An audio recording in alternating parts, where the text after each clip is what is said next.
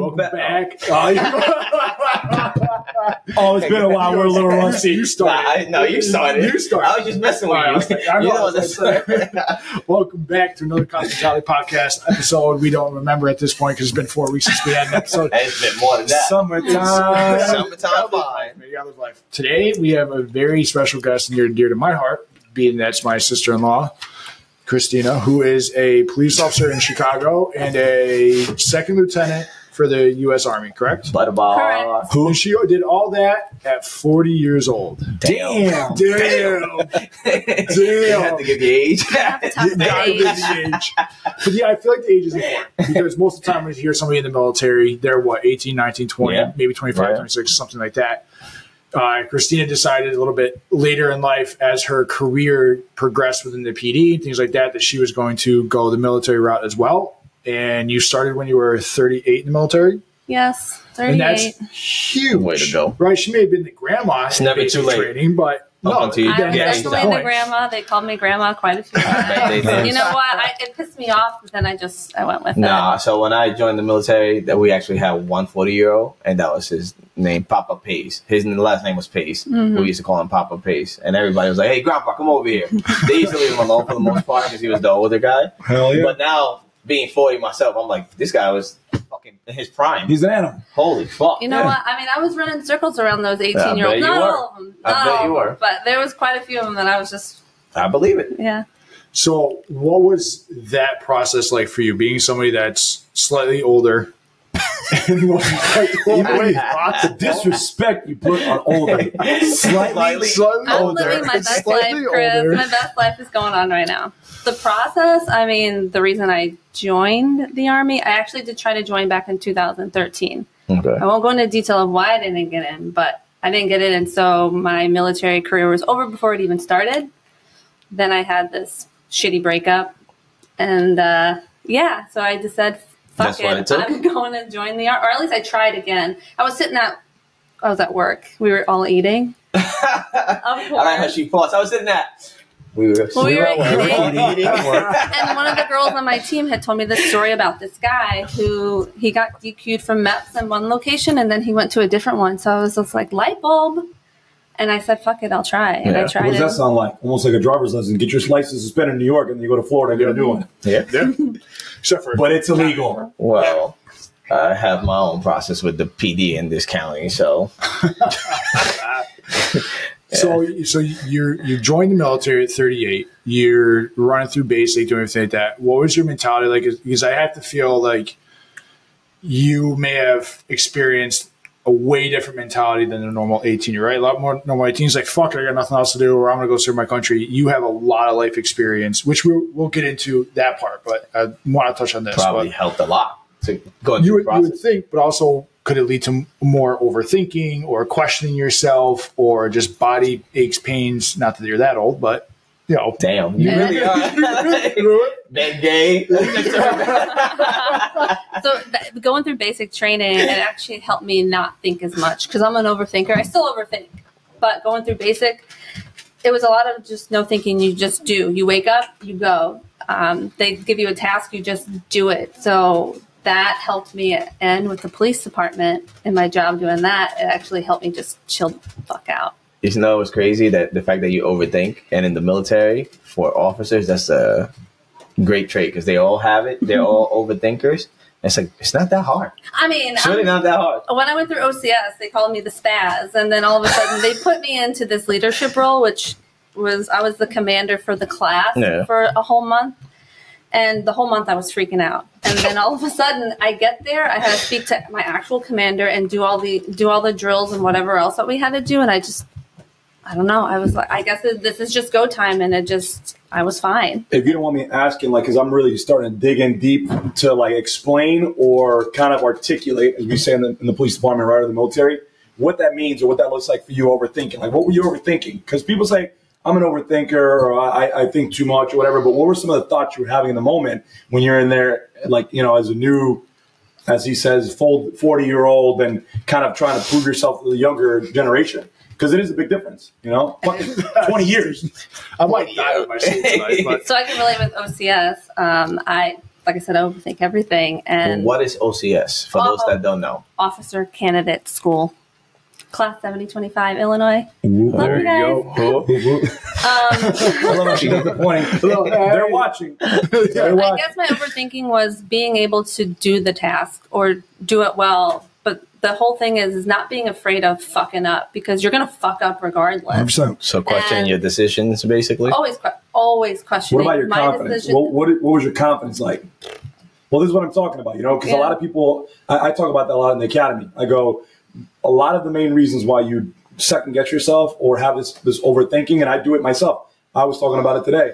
I was talking to a few guys from our emergency section, which is the SWAT, and those guys are all in great shape. They're all young, all tatted up, all military guys, all running the PT scores always at the top of the chain, and you're like, damn, am I good enough? Like, can I even compete with them? Like, I'm not going to do good enough. I'm not going to. And yes, you can, but you start kind of like second guessing yourself. Yeah, I did that a lot. Mentally, I'm smart enough to do it. I just had to remind myself that, hey, you can do this. You got it. Other people that have done it that are way stupider than you and have made it through, then you have no problem. Physically, when I did get to OCS, I was more at the bottom of the barrel. With the police department, I'm okay, but I was more the bottom of the barrel, just kind of scraping the surface. I did it, however. You like the humility, though? I did it. Very officer-like. I'm smart. I know I'm smart. I'm a smart. Oh, okay. Okay, man. We get it. I am willing to learn. Okay, man. We get it. You got a degree. We get it. It was the hardest thing I've ever done. I'm just saying. Yeah. Officer Candidate School, legit the hardest thing I've ever done. Going through it I started basic at 38, and then I turned 39 in basic and 39 into 40. I turned 40 during OCS. Holy shit, you had a process 2 years. I did. And for those that don't understand, like the process for the OCS, you can't just go to OCS. You have to go to college. You have to have a degree. And that's kind of the reason why a lot of people don't do it, or they go into the enlisted route first, because you don't have to have anything but a GED or a high school diploma. You go enlisted route, and then while you're doing the enlisted, you could essentially get your degree and then transfer over and go to OCS. Yes. So are there any obstacles you directly faced due to age? Yeah, my back hurts all the time. Well, with people when they're... Is it documented? Did you document it? Whether, okay, that's good. The fucking military does that shit too. Documentation is great in the military. Just remember that. I mean the fact that the people you are either doing OCS school with or you're in basic, did anybody not give you the respect you may have deserved or needed due to age differences? I don't think so. I feel that I helped more people than I did, and if we didn't get along, in basic I just left them alone. There's a point where I would try with people, and sometimes you can only try so much for these kids that just don't give a shit. Yeah. They honestly, going from the police academy first and then doing it, I was like, there's like a bunch of little shitheads in here. Little shitheads, little gangbangers. I'm not kidding. Damn, gangbangers. So serious. And I don't know if the military was always like that, and no disrespect, but that was my viewpoint of some of the... Why did you look at Angel when she said gangbangers? What the fuck? That may or may not have been pre-show. What just happened? No disrespect. She's in her head, she's playing shots fired everywhere. No disrespect. Gangbangers. Okay. Hold on, we actually The reason why I asked is we did have somebody on a few weeks ago in one of our earlier episodes where we talked about being an officer or in command as a younger individual and how that's a little more difficult, right? You're trying to talk to people that are older than you or may have a little more experience, and the hurdles that they faced and how you have to kind of just eat it and just keep doing your job. So the fact that you had all this experience and more time on the earth, I'm just trying to say it a nicer way at this point. It's fine. Just call it what it is. I'm in my 4th decade of life. But I'm embracing it. How that helped, because I feel a lot of people may be stuck in life where they're like, how do I, I'm stuck in life, I'm stuck in my career. Where do I go from here? And right now we're in the current part of your life where you did start a second new career. I didn't even have to. And how many years now? My job is great. How many years do you have in the PD now? Going on 7. Going on 7. So you were 31. That's still ish, right? Well, 32. You're 7 from now, so 33. I'll turn 41 in a couple Well, so you were 33 then when you started the PD. You're 34. 40 now. I'm going into my 7th, so like I'm 6 years on going into 7. So again, I told you I started at 32, so it's never too late. But there wasn't a lot of people that age. I had to get my gangster side out of the way. My gangbanging days behind me before I joined, you know? But that's why, like, even then, we didn't have a lot of people in our academy class, which was smaller, I'm guessing, than the class that you were involved in, where you had people with a lot of life experience. We had a lot of, though our class in general had a lot of military and prior police, the class behind us did not. And it showed. Did it show? Exactly. It showed, but that's my point. So you've changed careers and you've done things later on in life where a lot of people may not do that. They're afraid of the unknown, and you kind of stepped into the unknown and really always afraid. Head on. You just got to do it. And this is something that I wanted. The police department, my dad always said, Christina, be the police. And I'm like, no, thanks, Dad. I was too busy I did go to school. I went to school at UNC Pembroke, and then I got a master's at East Carolina. And my dad, be in the military, be a cop. I'm like, no, thanks. I just want to be a bartender for not really the rest of my life. But that's what I was doing, and that's how I was making money. And before that, I did some other things. Let's just say I have no student debt. The Army paid for my school, but in a different way. Is that another? And then I had to let it go. I had to let it go. No foot picks. If you want, hey, listen, like we said before, is there anything off limits? And if you don't want to talk about it, we're not going to ask you. We're not going to. Don't. We'll get to that. We'll get to that point if it goes there. But I guess it really. I may not know. I don't want Jen to come and kill me after this episode. But again, the whole thing with all this is you had a lot of different hurdles that people would either, I can't do this, I can't do this, where you just continuously worked and said, okay, well, what's the next step? Mm-hmm. After school, and then the profession that you were choosing to do bartending, to get into school and work your way through school, bartending, which led you a lot of cool opportunities and interesting parts of life, i.e. having Lionel Messi, from us to the camera away from you, which is about 10 feet. You'll go into World Series games, meeting famous people. What does he play? Messi plays soccer. Hockey, I thought he was like a baseball player. Messi plays soccer. Yes. Well, this guy doesn't watch soccer, so I thought he was like a baseball player. No, he didn't know. Doesn't he play for the Giants? Like San Francisco? We won't talk about ball players. Ronaldo, same thing, right? Like baseball player? He plays outfield. Something like that. Yeah, outfielders. Yeah. He plays on a field. I thought Messi was like a shortstop. He plays on a field. So let's get into more of your earlier life upbringing, kind of like the hurdles that you had to face, including in leading up to your decisions to enter the police department, the military, and then how you've coped through those struggles throughout life. Because everything it's a roller coaster. It goes up and down and up and down. How deep down and how high up they go is different for everybody. But you're still ready as well. Up. We'll be here until the end of the year going through my life. But at 13, my mom decided to go back to New York. We lived in North Carolina, and I didn't want to go back to New York, so I stayed with friends. And then I stayed with my stepdad, and I finished high school in North Carolina. So I basically, I wouldn't say raised myself, but raised myself. And I did really good in school. I cheered. I ran track and field. Hi. Yeah. Got it. So I always had that mentality of just going after it myself because no one's going to do it for me. There's never really anyone to lean on, I guess. It's not a bad thing. But I learned later in life that I do have people to lean on because my sister and I and handsome over here, Chris, and then my dad, we didn't really have a relationship till I got older. And it was around the time that Chris and Jen had just met. Yeah. So that's when she didn't care for me much the first time we met. He's so lovey-dovey. Lovey-dovey. He really is. All the time, and it's still the same. Why can't I find a guy like that?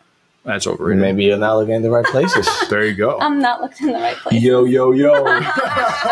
Guys. Christina's single, ready to mingle. We'll put her Instagram in the link. So our podcast just turned into a dating site. I know going a little off track. Not Christian. We will be holding speed dating. This is blackcouplesmeet.com is what we're on here. All right. But let's be open. So you're not the first one we've had come on who essentially raised themselves, or somebody that's sitting here that really had a large upbringing just raising himself in his environment. But one of the other individuals we had on talked about how raising himself almost could have led him down some of the wrong roads. And he ended up joining the military, but even then it saved him, but it didn't, because he was still kind of doing things. How did you differ from that? Because it sounds like you almost took that into more of a positive, where it not kind of shut people out, but you understood what was in front of you, where a lot of people who are like, oh, I had to raise myself, may have reverted to whether it was crime or just poor decisions. I didn't want to regress after all the progress that I made from high school to college. To college, I had a little bit of money. Actually, I had a lot of money. And I just wanted to keep going with that. From your my profession. mindset, I just think my mindset has just always been different, and failure really isn't an option. So is that something that was kind of taught in you, or just based on your upbringing, you didn't want to rely on anybody, you didn't want to fail? Carol actually told me to be self-sufficient. Carol's my mother-in-law, for anybody who doesn't know. She was the one who told me to be self-sufficient, and that no one's going to, especially a man. A man is never going to don't rely on a man to take care of you. Yeah, fuck those men. Well, not us men, but them. So those men, you can rely on men. You just got to be able to, like she said, be self-sufficient. Mm-hmm. You just can't depend. You can rely, not depend. That's two different things. You can rely on a person. You don't have to depend on the person. That's completely different. That's and you're not wrong. In any relationship. So you're fucking dropping knowledge out here. Main thing is the mindset. I mean, I do have my days where I'm a hermit. I don't want to talk to people. I'm very bumbly, and I love talking to people, and I love talking about myself. But there's just days I just don't. I love the confidence. See, that takes 40 years to fucking gain. You know? It sounds like the right way, though. That's the thing, too. It's not cocky. No. It's confidence. So if I say it, it sounds cocky, right? You're a fucking piece of shit. Absolutely. Absolutely. 100%. But anyways, I'm not cocky. I'm confident. I don't really know where I was going with that. I crawl into this hole where I don't really talk to people. It takes a lot for me to talk. And once I'm focused, especially the police department, when I was going through the academy, you can ask my roommates, I was kind of an asshole. Sorry. I was. If things are out of order, it pisses me off, because I wake up at 5 a.m. and do this shit all day, and sometimes get yelled at to come home to shit. But people do that all the time. They do it with children, and they do it with their marriage, and they do it with their elder parents. So it really wasn't that bad for me, but I'm just very regimented. Yeah, what was the question again? So I think we were talking about really the reliance and depending on somebody, you know, and you can rely on people, but when you've been fucked enough so many times, I think that you kind of revert to that hermit crab you were talking about, where you're like, you know what, I don't fucking need a man, I don't need my parents, I don't need shit, from at least what I'm taking it from. You know, you gained your independence and you learned to be sufficient on your own, which is, I think, incredibly important, you know, especially in today's day and age. I mean, are you still obviously still living in Chicago? Yes. And what's it like there in comparison to here? Because you know what the market looks like here, money management. Like, are you able to survive with the same shit we do in Long Island? You know, I mean, Long Island, you're looking at fucking $3,000 for rent. You know, they call it Chirac. Chirac. How's Chirac? I mean, is it like we see on the news? Like, I mean, are people getting shot every day and, like, you know? I think there was recorded 5 days where people haven't been shot in the time that I've been on the job. That there's been 5 days. That someone has not been shot. 7-year time, 5 days. No, out of 7 years. There is a site that you can check out. I'm sure there's statistics out there. Usually there's just a person shot. It's the normal. But I feel that the comparison from New York to Chicago, I feel like Chicago is a little bit more affordable. Right. I could be wrong, but I feel that Chicago, as a single person... I don't think you're wrong. I mean, when we went out there, it was way more affordable for us to go out 3 nights to go eat than it was to go 1 night in New York City. You can go to Chirac.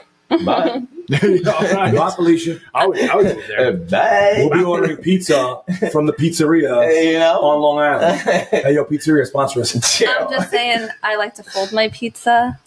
That's good. I love New York That's how we pizza. do it. We fold it, we put ranch or blue Is cheese. there another way to eat it?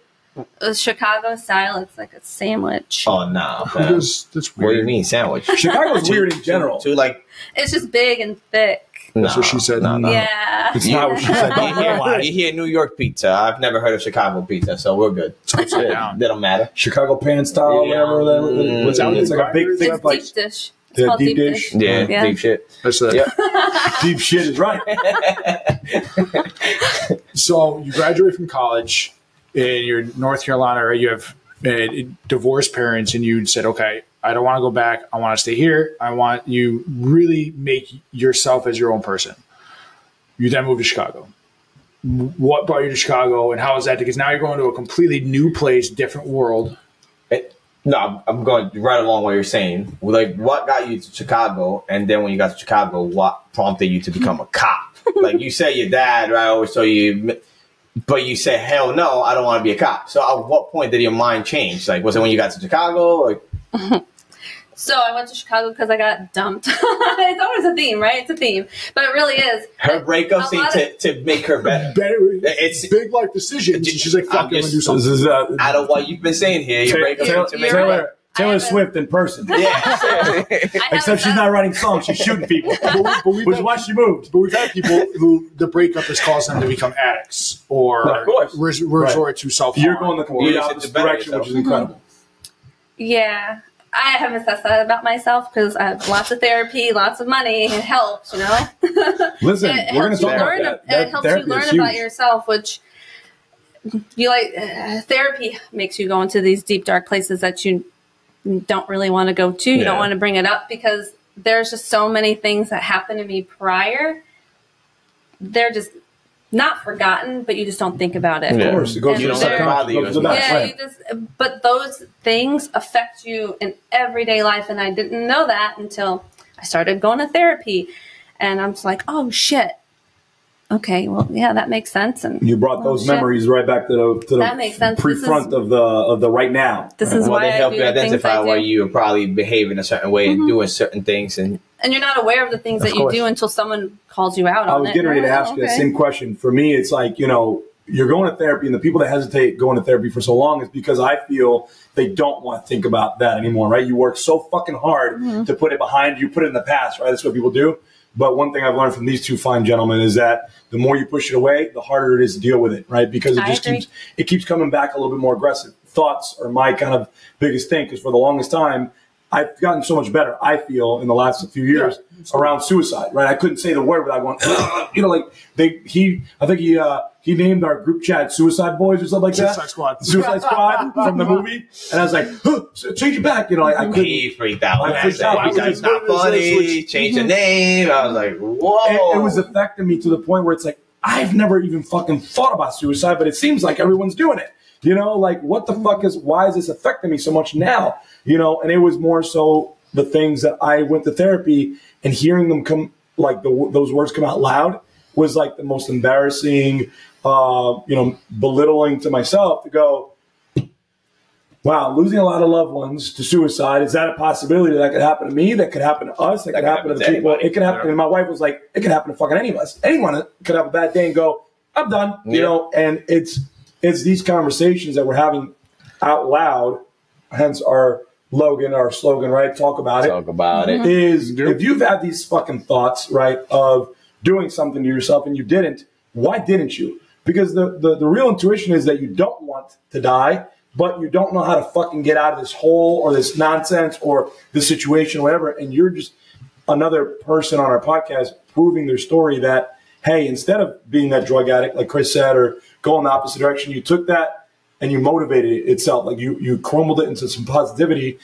I'm going to go to college. I'm going to go to the police department. I'm going to go to the military 40. I don't give a fuck what I do. It's going to be something like positive, something that people are going to, like, you know, kind of look at me and go, good job. Not like, oh my God, here goes Christina, the fucking crackhead. You know, like, it's going to be something amazing. And those are the stories I know I'm looking for. I know these guys are very similar, mind like me, but I'm just tired of seeing people using it as an excuse, right? Like I got raped when I was little, or I did this, or I did that. Like that actually makes a lot of sense.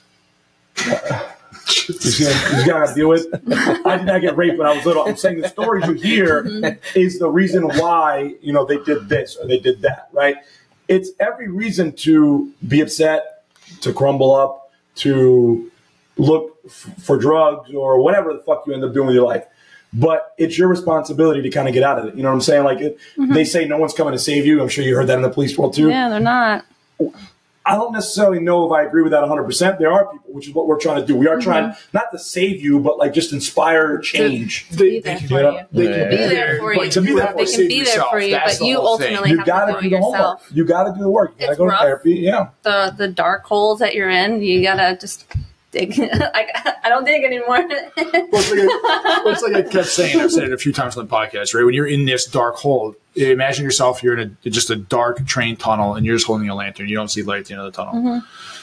You always have people next to you. You just have to look left or right. You'll see another glimpse of another lantern. Now, the more people you have behind you, the brighter that light is. But you have to choose to walk down the tunnel until you see that light, which is there. Some people's tunnel is slightly longer than others, but it is there. But you have to take the right steps. Is that therapy? Is that making positive decisions where it's like, you know what, fuck it, I just went through this relationship. This place has nothing for me. I'm gonna move. I'm gonna relocate, which a lot of people still wouldn't do, right? They don't want to leave that comfort of right here.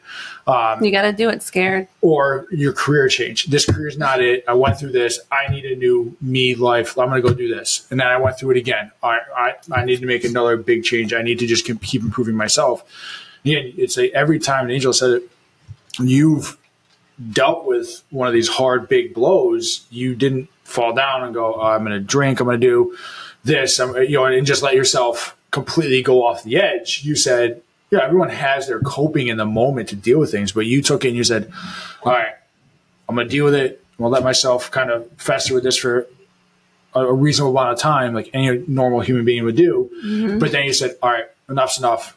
Let me step out. Let me go make this change. Let me move on. And every time I've seen you do it, you come out a brand new person. And it is inspiring. She's a phoenix. Because of how like Harry Potter, when that phoenix dies and then rises again after it saves Harry Potter from majestic out here. Draco Malfoy's dad. Yeah, you just do it scared. You do it broken. You do it fucked up because everyone's fucked up. You just got to keep going. So let's dive into, we talked about your move to Chicago. Oh, we didn't talk about why I joined the police department. Okay, so I said my dad always said to do it. And actually it was because you guys all graduated together. Yeah. Yeah, so it was at your academy graduation, to be honest. I was sitting there thinking, wow, this is really cool. I can do that shit too. It's fucking awesome. I try to tell people that, and they don't believe it. It was really cool, I must say. And I remember going home and told Toby.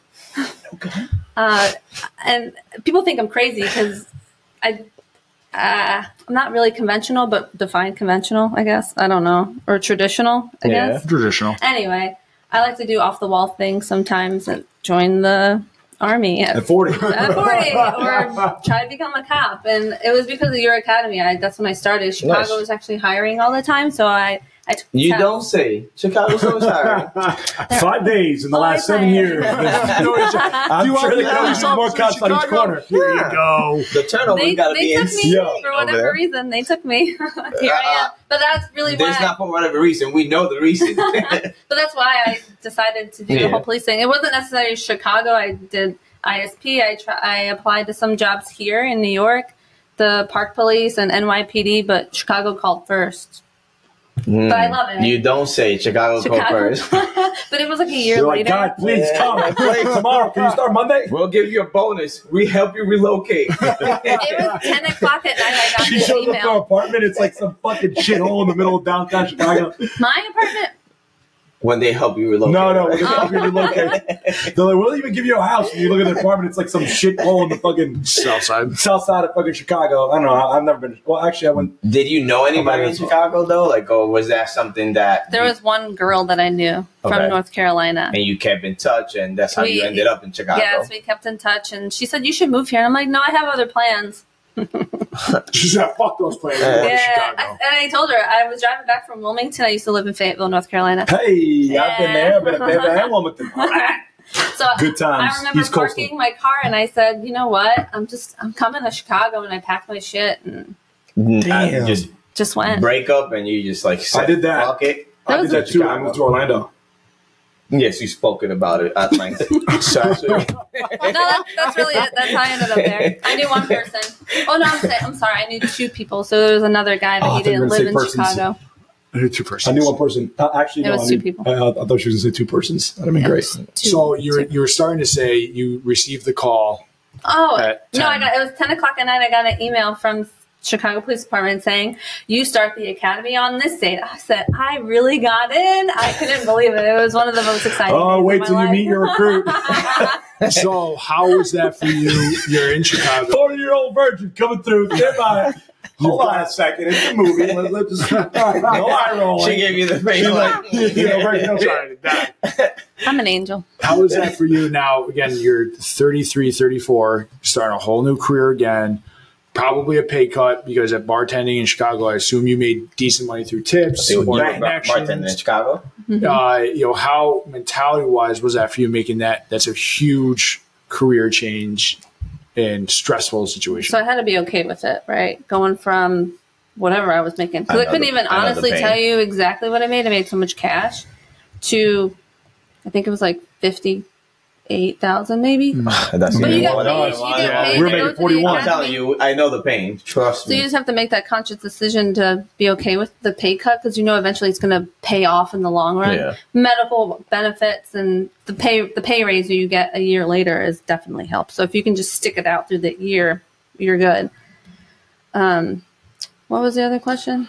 Well, most of the people that go to the academy, and also being able to kind of regress and be able to have people basically treat you like shit because they treat you like shit. They try to break you down because that's all controlled and safe on the street. That's not controlled and safe necessarily. People are going to be jack-offs to you. So how's that something you dealt with? Especially now, again, being a little older, is somebody younger at you just in your face screaming and you're like, I fucking switched my career for this shit? you have your moments where you're just like, what the fuck am I doing here? You're sweating and they're smoking your ass. Literally, you and your class are just running around in circles for what seems like no reason. I know. The higher ups on your job, do they expect you guys to be robots? Like not have a fucking reaction when somebody's screaming and yelling in your face? Like, they don't want a yes, sir. reaction. No, sir. Please stop screaming, sir. Some people can't handle it. But I feel my class and the people that I was in the academy with, we were pretty squared away. But that necessarily maybe not a reaction they just want you to do. Like the military. They don't care if you make a decision. Or they care if you make a decision. If it's right or wrong at the time, whatever, you just go with it, you own it. That's what they want to say. Are you guys unionized? Do you have like a union for the we have the officers? FOP. No? Yeah. Because I know, but the FOP is your main union. Because you see, that's why you see and a lot of people don't know this. When an officer gets in trouble in some of these states, in some of these small departments, you see they get fired right away. Do you guys they should get fired. Immunity? Mm-hmm. You guys do have immunity. Mm-hmm. So for everybody that doesn't know, FOP is Fraternal Organization Order of Police. Yeah. Which is a statewide or national. Yeah, nationwide. That anybody can join it. You can also have it as a secondary union to back you. Yes. Now, what was the other thing we just asked you? Are we... The robot stuff? Not robot, but... there's another immunity. So not that we can't commit crimes. Obviously, officers can. But qualified immunity, if you do violate something, but you seem to be justified, you have immunity. You're not going to be prosecuted for that crime because you're correct. So you get a use of force, somebody breaks their arm, you're not getting hit with an assault charge. You have qualified immunity. Exactly. As long as you're in process. It's not like you're going to be off duty and then go fuck somebody up just because they fucking looked at you wrong and you're like, oh yeah, no, nothing's going to happen to me. No, you're going to get in trouble just like everybody else. No. So you're getting smoked in the academy. A lot of people, when they go home, and these younger people, they have family around them. They have, that type of thing. Oh, I can rely on this person, or I go out and do video games. What was the way that you dealt with that stressor? Because again, a lot of people being older, they may not be able to handle that. Be able to put their whether it's your ego to the side or anything else. To say, oh, I'm just going to get yelled at. For me, I just put it aside. Maybe I'm just weird. Say, okay. Yeah, and it's just the suck is going to be for this long for. So your perception essentially helps you, though. Being able to keep that perception of this is not forever, this is not the reality. Yeah, it's just this short little bit of time. Everyone had to do it before me, and then you'll get to the other side. It feels in 6 months. Forever in the moment, though, right? It does. Every single Especially day. when you're in that front lane arrest. Yeah, that sucks. You're just sweating. This is what it sounds like. Dude, just break another bottle down there. Front little mess. Move. Gotta ground those memo books. Do you guys still do those? Of course. Come on. Of course, bro. Of course. They want to act like they're military, but we they don't do memo books. No, we do memo books, but we do the electronic. You do the CAD one. We do the electronic memo books. Right. Yeah, I mean, it's electronic. We still want just do the I think in the call academy they still do the leather ones. Well, yeah, we have the leather book just because But we it don't. makes sense because you're in the academy. Yeah, they don't have a laptop, they don't have a computer. So for us, But when then we you go to a come out and call, you're I'm like- sure you have something Right, similar, they right? get rid of When you go to a call and you get the call and you have to put it in a book, is it electronic or memo or anything like that? No. So What? Okay, so all right, She's so like, you Chicago work- PD. I'll explain. I know you're smart, Like man. if we go to a call. Ma'am. I know you're smart, man. So you work an 8-hour tour, or 9, or 10, whatever your tours are. Throughout your 10-hour tour, do you have to have an hourly log of what no. you've done? No. No. So you just get calls from on a computer? We don't get calls. When you go I'm to on a a call, unit, when so you we do- don't get calls. But But when I you're mean, on we patrol. can respond. Yeah, so they'll bang you, and you gotta go to a job. But you have to document what you've done throughout the day. Yeah, it's just a code, or Okay. unless you write paper for it. But usually it's a So code. it sounds like, it's nothing like what yeah, we do. no, you It's don't have to nothing. do Okay, this so, like, hour I would log say stuff. on Maybe our- supervisors, but On our job, we have to have, on an hourly basis, something to put down. Patrol, like, what have you call, done? clear the I call. patrol. I did a check on a, let's say, building The patrol that's a check, right. sensitive thing, or I stopped a car. She's like, Chicago, Chicago, Chicago. How many people are going to leave their precinct? Chicago's Chicago's why the way it is, do we have yeah. so many people coming here Do now? they have a bonus to go to Chicago? no. I don't think there's a big enough bonus The for me to go bonus to You have to Chicago. buy everything yourself too. That sucks. NYPD is Yeah. the same, though. Yeah, NYPD but we have a We're not. PDA and we don't pay for shit. Well, thank I mean, God. eventually you do get a We uniform have a allowance, union. but We have a upfront- union. The FOP. I mean, we have a union too, right? But we have the FOP. But I feel like that's all together. I don't really know how that works. Maybe I'm dumb, but After you say you were smart, you're contradicting yourself, man. I need to figure this out. I'm solidly mediocre at this. I love that. I'm solidly mediocre. The fraternal order of the police is very different than the PBA. They do things a little different. That's the only difference. They'll back you. When They'll you back ask you. them. Yeah, I mean, when It's you have not an issue, you call the FOP. You just call the The FOP. That's what we do. Okay. Let's not go there. So you guys have a lot of riots and a lot of looting in Chicago, right? Yeah. So how do you guys deal with those things? Like, and that's what I was saying. Like, Well, the summer of 2020 was the worst summer of, I think, a lot of people's lives. that's when you had the military come out too. Yes, but I don't recall seeing them around very much. Oh, you don't say. I was on bikes. That's because they blend in. Hello, they're wearing camo. Duh. Military. Yeah, I didn't see them on the street because when all that stuff really kicked off, I was actually here. I was on furlough, so I had it's my paid time off. Hold on, they furloughed you guys? Yeah, it was just it was my You still do. it was like my guaranteed For them. furlough. Yeah, She's we on had furlough that right time now. off. What the Yeah. fuck? I get paid. Okay, Well, thank that's you. not bad then. They give you like a paid vacation, we just basically. call it furlough. It's just your time off that you have to take. Okay. But yeah, I don't recall seeing them. I was also on the bike team that summer, and with the protests and the riots and I'm a bike instructor. just everything going on, it really sucked. So- I dated this guy who broke up with me because of he didn't agree with the whole He was fun. the, He came to the house. police. Like, he didn't agree with what I was doing, basically vilifying me as if I was the one who. So what did he That do? person. What is that when you joined the military after this breakup? No. no, damn it's it. not. That was years later. I'm just trying to figure out what she did after this breakup. This dude actually came to the house and stayed at my your house, and I found out And you were he racist. locked himself in LJ's room. well, And you were racist. Well, it's now LJ's room. I'm not racist. No, I'm saying you were racist at that Oh, point. yes, because I'm a cop. Of course, yeah. Yes. That's why I was headed. I got with you. that. That was so tough. it was really hard. I remember going to work, and it felt like one day it just felt like war. And I don't know what war is like, Not yet. But you just never know. Soon. You just- Soon enough. You Not yet. didn't know what to expect from these quote unquote peaceful protesters because they weren't always peaceful. I don't know if you guys heard about the shit that happened at the Columbus statue, but that was like a straight out planned attack of what they did to those officers. Granted, I was off. Is that what you're relaying? Is that this guy was a peaceful protester that you were dating, like that kind of personality? He just didn't agree. He told me to educate myself to understand what was really going on. I said, why don't you just So did he tell want me? you to quit the police? He never said that he wanted me to quit. But you could gather he that from wasn't- his actions. We just weren't on the same I don't page. think, even if she We weren't on the quit, same I think page. because just the mindset difference, there was no. Even if she quit, there would have been zero I read relationship books that came on in. how to try to make the relationship work, on like what I needed to do. Oh, so you put it into effort. I did. Okay. I put the effort in on my end. It seemed like just to understand. I was like, we can talk about But this. you came out a better person. Yeah, This is of what course. she did. Here I She am. research.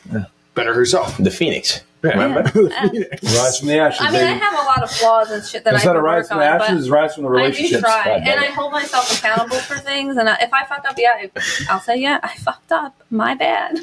Sorry. I'll do better. I'm sure that's what a guy wants to hear. But just to go back to the riot stuff and the protests, and it sucked. But it still happens, right? The protests happen, yeah, but they're not as bad. I guess when all the And riots they were still going peaceful on in though. LA, You still find a lot of break-ins, and I mean, they just had because they peacefully break into stores and stuff. we right? just had a smash and grab at And Rolex. peacefully What do take you all the mean? smash- Smash and grab. I like it. Rolex. No way. Yeah. Wow. They don't go to Walmart, huh? They did during the riots I mean, back in 2020. Super right Walmart. now, You I find don't- yourself a Super Walmart. Yeah, anything at Walmart. Who knows what's gonna happen at that point? I feel like I'm in Jumanji right now. Like fucking, all of a sudden everything's getting fucking taken from all the store. People running In out. for a treat. So besides the relationship, did you lose any other relationships, friendships I'm sure that I from did. that? You sure that you did? I'm sure I We did. lost a lot of followers on IG. Yeah, people just didn't agree. Out of nowhere, though. But you liked me as a person before, so nothing changed except for my job. No, a lot changed. Because as I mean, soon as it you did put a- on that it uniform, did you're a a completely lot different to change. person in other people's minds. Mhm. Right. Because I've had people tell me And you that have I, different changed, beliefs. that I changed. And I'm like, I'm the same exact person. Mhm. I have a job, but I'm the same exact person. There's agree. nothing that's changed. Nobody likes to be told that they're wrong. Obviously, I know I sure as fuck don't like it. So when you're a police If officer I'm wrong, saying I'm wrong. you're speeding, here's the ticket, or you hit your wife, you got to go to jail, like that kind of thing. So I always tell the recruits, like, don't take shit personal. They don't like this. They don't care about this. You could be white, black, gay, straight, whatever. They're just not going to like this. Because we have it all the time. I'm sure you can. It literally just happened to me the other day. We have a welcome center where I work. I'm not going to say where I work. We have a welcome center. I went there, and because the supervisor said, hey, there's some people making noise, and the admin wants us to do checks. So I go there. One of the clerks there introduces herself, introduces another clerk, and then introduces another person to me, and the person goes, ew, I don't like you. I was like, ew, I don't know you, and I don't like I you can either. just see this fucking guy doing Just like that. I go, ew. Just like that, I go, ew. You don't know me, and I don't like you either. And she walked away, and the clerk I was don't like, like your attitude. and so the clerk goes, that's very disrespectful. Don't do that to him because you don't know him. She didn't know me from a hole in the wall. All she knows is that I'm a police officer, and I'm already a bad guy. Never seen me in her life, but she didn't like me. I mean, if she knew your past, you'd say, "Oh, fuck this guy." If she But- knew me, she probably hated me, not like me. So there are positives that also came out. I feel like, for a lot of police, there's always the easy part to look at the negative when you deal with, the protests, the riots, all these things. But there's also positives because I feel you got closer to some people as well. And those people like, hey, I got you. Hey, like, how are you doing? Hey, I'm going to bring.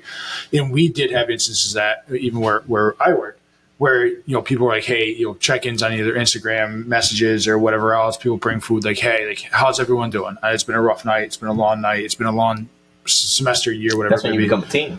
No, when you go do shit like that. 100%. But your team, Trauma bonding. there you go, which we've talked Those about. are the strongest bonds. But we've talked about that on Dan's episode, trauma bonding, talking about different traumas, talking about, hey, this is what I'm dealing with, which is something you and I have done before, especially with, being at Chicago. You've known or had people in nearby, we call them precincts, where they've been shot that are cops, or hey, there's foot pursuits going on. How does that something that you've dealt with where you have that trauma bond, but then you hear these like severe traumas right next to you? Because again, I know one of the ways that you've done it is you and I have had talks. Like you've texted me, hey, somebody either or then the neighbors just got shot, and we've had conversations. So how do you deal with all that going on back home? Does the job provide therapy? Do they have a peer team? Like we have a peer team here, which is also like they do. I'm guessing. Okay, we have that. I don't use it. Okay, why? I tried to use it. Why the peer team you don't use? Or you don't use that the counseling? Are the counselors part of the police department? Like, are there officers? They're just civilians. They're civilians. Okay, so you guys don't have a peer-to-peer kind of. Oh, we do. Okay, we do have that. So how come you don't use those? Because the reaction is almost every cop's reaction to if your department were to supply this, you're like, yeah, you can go fuck yourself with that. We do have that, and there was actually people that. Unrelated. I didn't know that they were in that role. Okay, so they haven't even said it. They are in there, but okay. There's just people that you can to identify themselves. That you talk to. I can tell you a lot of people. I just didn't know. But I can tell a lot of people sometimes don't like using like the peer team because they feel that you're going to be talking about whatever they tell you about. Which again, it's a misconception. You got to give me a chance. Like if you've never spoken to me, you can't assume that I'm going to say whatever you're going to tell me. Mm-hmm. You tell me something that will never leave this conversation. Now, if you want me to tell people, that's a whole different story. But if hey, between me and you, that's between me and you. But that's because I think a lot of police departments and police in general are not gossipers. But yes, they no matter how big or how small. Mm-hmm. Cops love to spill each other's shit or little talk bitches. Shit or talk. It's just consistent. So I get that. And there's people we have our peer team. And hey, watch it. I love some of those guys. You're not my peer team. I have guys in my peer team. I'm like, there's no way I would talk to these people ever. And I love some of them. Like, there's no conversation. You're gonna fucking put your foot through so many. He really is, bro. He's the whole. We gotta take all these bottles out of here. Sorry for the interruption. No, I mean, saying so where she's coming from, I feel like it's a very honest place that a lot of cops do come from. And are the counselors? So the counselors are civilians. Are they prior law enforcement and or military? Because I think that should be a prerequisite. There was one girl that I was talking to, and I talked to her twice, and I just wasn't vibing with her, so I found my own girl. Which is fine. Which is good. We've spoken about not related going to to multiple different places. I will say this: you feel comfortable. I will say this. I feel this is very important for me to say because he made a comment that I feel like I don't necessarily agree with him. But no. But I see where he's coming from. Let's go. So. Just no kicking me with your legs. I don't think there's a hole down here. I don't think I get to you. For the longest time, and now you're a second lieutenant, so I hope that you can take this with you to your troops. All right. For the longest time, when I was deployed, and I was in Afghanistan. You weren't deployed for that long. I'm still deployed, right? The longest thing of deployment. Because he still got boots on ground. When I got blown up in Afghanistan, I know we make this joke. I know you're a lieutenant. Hey, you're a lieutenant now. You're allowed to dig in, all right? Oh my God. So dig in and get ready. When I was overseas, we took our first casualty, Doc Gonzo, and got killed. He stepped on an ID, lost both legs, both arms, bled to death and stuff. And the guys were having a really hard time. And we were asked, do you want counseling? Do you want this? You want that? And our senior guys, who are staff sergeants and people who've been around for 20 plus years, give on to Fallujah, Ramadi, like all these, pretty fucked up places. Like, fuck that. We don't fucking talk to those, what are they called? Shrinks. We don't talk to those shrinks. They don't fucking know. They've never been where we've been. And for the longest time, my mentality was like, yeah, I'm not going to therapy. Fuck those people. Were you in the Marine Corps? Did you know what I went through? I don't want it. And that was my mentality for fucking, 20-something years. Not 20, let's call it 15, until I actually went to therapy for the first time. And it took some balls to go into an office and talk to a guy who's never done what I've done. As a matter of fact, the person I spoke to looks nothing like me, not in any of the kind of activities or shapes, or I'm like, where the fuck's this guy going to relate? But we have to understand psychologists, therapists, whatever you want to call them, went to school for this shit, right? Well, and then you don't have to have my background to be empathetic and to listen, because that's what they're there for. They're there to listen. They're there to listen, and they're there to give you the things that they've went. So if they went to school to learn how to read people or talk about it, when I spoke to my therapist for the first time and he was saying this shit, I was like, tell me more. Like, I was so enthusiastic because they explained the whole fight or flight response, why I was having panic attacks, what anxiety means. And there wasn't a fucking Marine or a veteran or a cop that was able to explain that to me. So it took somebody to go, hey, this is what this is, right? You're going through some pretty chronic stress, right, at work. You went through a divorce. Your kid's getting older. You just got married again. Like, there's a lot of big life things happening in your life. And I go, well, but this never really bothered me before. Like, where did it come from? He goes, doesn't matter where it came from. It's here now, and we got to learn how to address it, right?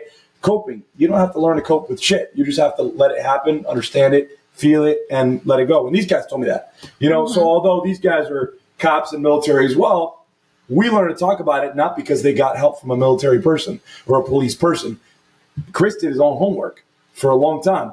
Went to therapy and had to learn later on in life how to receive help right away. So I'm not trying to be disrespectful or say I don't agree with you. I agreed with you for a long time. I think we need to do a better job at letting the professionals do their job, right? My point is in the police department. So if the police department has a counselor, I think they should have, in my opinion, having that law enforcement background. If you're having to go to a police-oriented shrink for your department, at least makes it so you can talk about something. I'm not saying that you shouldn't see a therapist that's not police-related. How do you feel about that? That I do agree with you on, because they have a completely different mindset. Yeah, of course. Christina, I want a third party. How do you feel about it, Christina? I can't necessarily say that they're unbiased, more as that they just don't know. And what they don't know, I mean, they can help you with your problems, but they're a clean slate if they're unbiased, right? That's the key thing. They can't judge you. So do you feel like if they have the police background, they will be a little tainted in their way of treating you, or maybe giving you advice?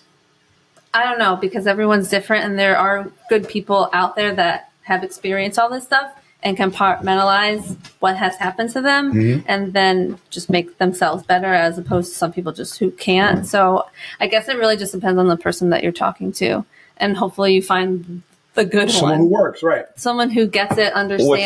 Yeah, we talked about that. So sorry, go ahead. No, I was going to say, because you said something that I love. You said, statistically, we hear that our problems, somebody who's been in therapy, our problems are the worst, right? Whatever you were going through that day, what nobody else has ever been through what I've been through. That's that victim mentality we put ourselves in.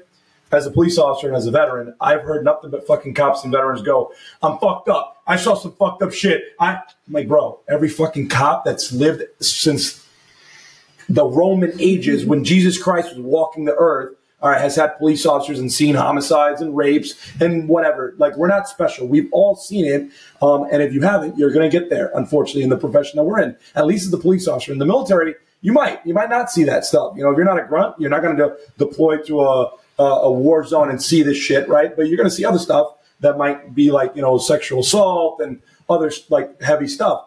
But if you're a police officer, you're most likely going to encounter homicides, suicides, children deaths, like rapes, any horrible thing. If you are going to have this mentality of like, I'm a police officer, you have no idea what I've been through, is an issue that we deal with a lot with our significant others. We always say, like, I go home, my wife doesn't understand me, she doesn't get me, so I don't talk to her about it. Like, bro, that's a huge problem in communication gap. Yeah. Like, you should be able to speak to your wife, and I'm not saying you need to give her like details, or your husband, or your boyfriend, girlfriend, whatever, right? You have to just be open. Like, hey, I had a really rough day today.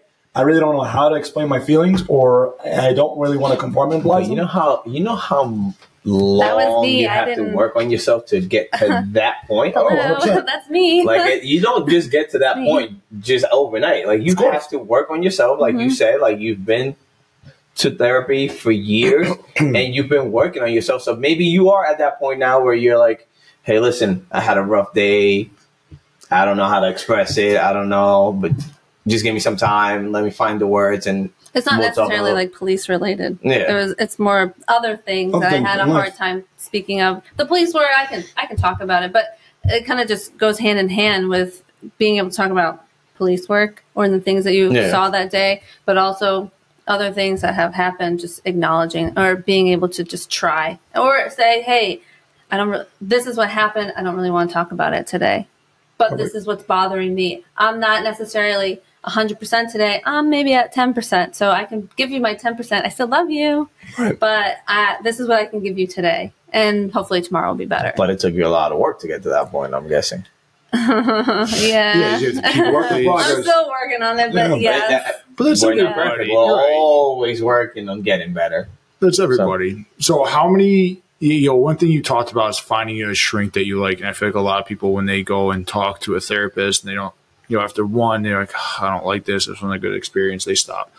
Or number 2 or 3, I'm getting disgruntled. I haven't met somebody that really fits my niche, what I'm talking about, or that I'm just comfortable talking to. What is your advice to somebody who may be going through something like that?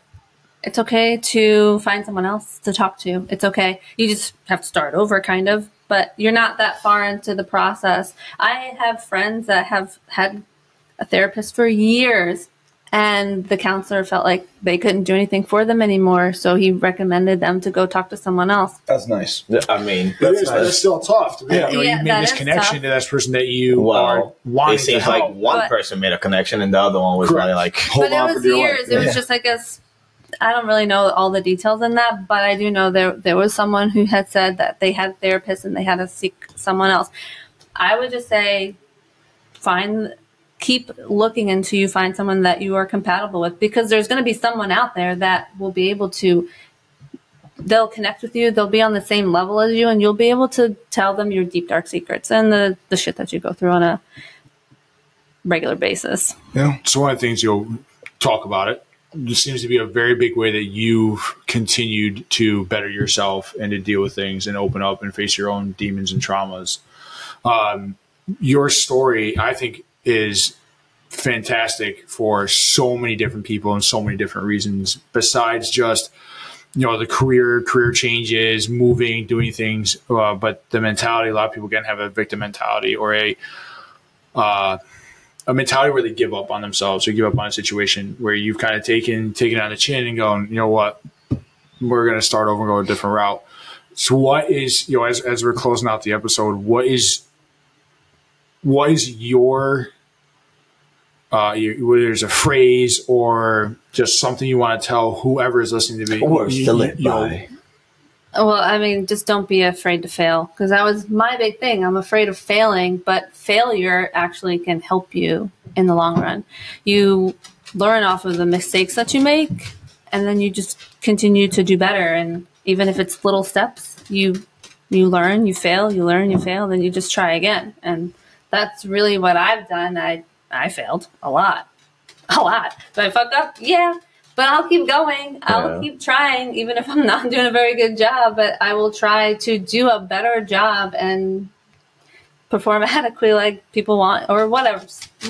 I keep going. Don't be afraid to fail. Failure isn't the end of the world. I say that. And I try to believe it, because I had to go through OCS. And that was a big thing. It's new to me. I'm learning something. I have no idea what I'm doing. Don't be afraid to fail, because you're surrounded by people who know what they're doing. People who've been in the Army forever. Yeah. So I think there was one guy, 17 years. People know stuff that you don't know, but it's okay that you don't know it, because you're here to learn it. So just be your best self. Don't try to compete with other people. Just my whole mindset in OCS was, I'm not trying to be the best. I'm just trying to be my best. And that's exactly what I did. I was my best. Solidly mediocre, but right there, I was my best. It didn't matter what other people did. Did they help me? Yeah, but just be your best.